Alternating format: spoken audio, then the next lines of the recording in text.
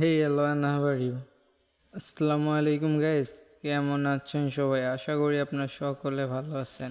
আপনাদের দোয়া এবং আল্লাহ তাআলার রহমতে আমিও ভালো আছি। হ্যাঁ, আজকে আমি আপনাদের সাথে আলোচনা করব একটা টপিক নিয়ে, যেটা আমাদের মার্কেটিং লেভেলে যারা ফেসবুক মার্কেটিং করি তাদের জন্য খুবই অত্যন্ত গুরুত্বপূর্ণ একটা বিষয়। এই মার্কেটিং করে আমরা অনেক পরিমাণ টাকা ইনকাম করতে পারি। প্রতি মাসে 2 থেকে 300, 400, 500 ডলার পর্যন্ত ইনকাম করতে পারি আমরা। তো বেশি কথা না বলে চলে আজকে টপিকটা নিয়ে আলোচনা করা যাক। তো আজকে আমরা যে টপিকটা নিয়ে আলোচনা করছি সেটা হচ্ছে জিমেইল ক্রিয়েশন। জিমেইল ক্রিয়েট করতে হবে, কারণ ফেসবুক অ্যাকাউন্ট ক্রিয়েট করতে গেলে আপনাকে প্রথমেই দরকার হচ্ছে জিমেইল। তো জিমেইল ক্রিয়েট করার জন্য আপনাকে প্রয়োজন হবে কিছু হচ্ছে মেইলের জন্য। তো আমরা মেইলের জন্য ইউজ করতেছি আমাদের হচ্ছে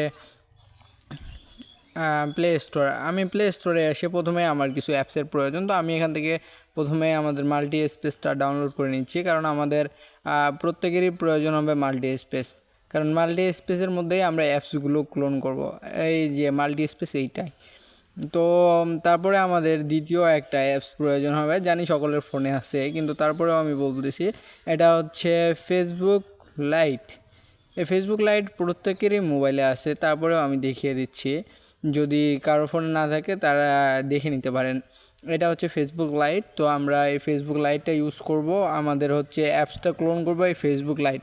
আমরা এখানে ফেসবুক অ্যাকাউন্টগুলো ক্রিয়েট করব। তো আমাদের ফেসবুক অ্যাকাউন্ট ক্রিয়েট করার জন্য প্রথমেই আমাদের একটা জিনিস দরকার, সেটা হচ্ছে নাম্বার, বা আমাদের কন্ট্রাক্ট আইডেন্টিফিকেশনের জন্য আমাদের একটা জিনিস। তো আমরা এখানে জিমেইল ব্যবহার করব। আমরা জিমেইলের মাধ্যমে আমাদের হচ্ছে রিকভারি কোডটা এখানে দিব।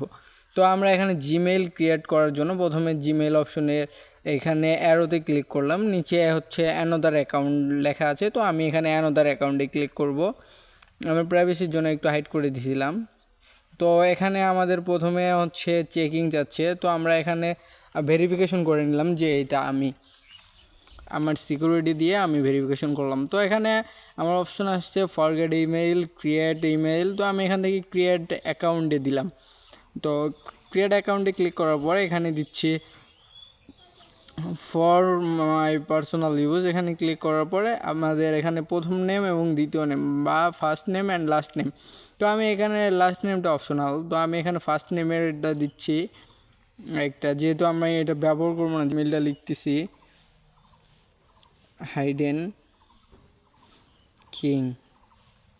তো আমি হাইডেন কিং দিয়ে জিমেইলটা খুলে নিচ্ছি। তো তারপরে এখানে বয়স, আমার হচ্ছে ডেট অফ বার্থটা দিয়ে দিচ্ছি এমনিতে একটা, কিন্তু আমি চেষ্টা করবো আমার অ্যাডাল্ট বয়স দেওয়ার জন্য।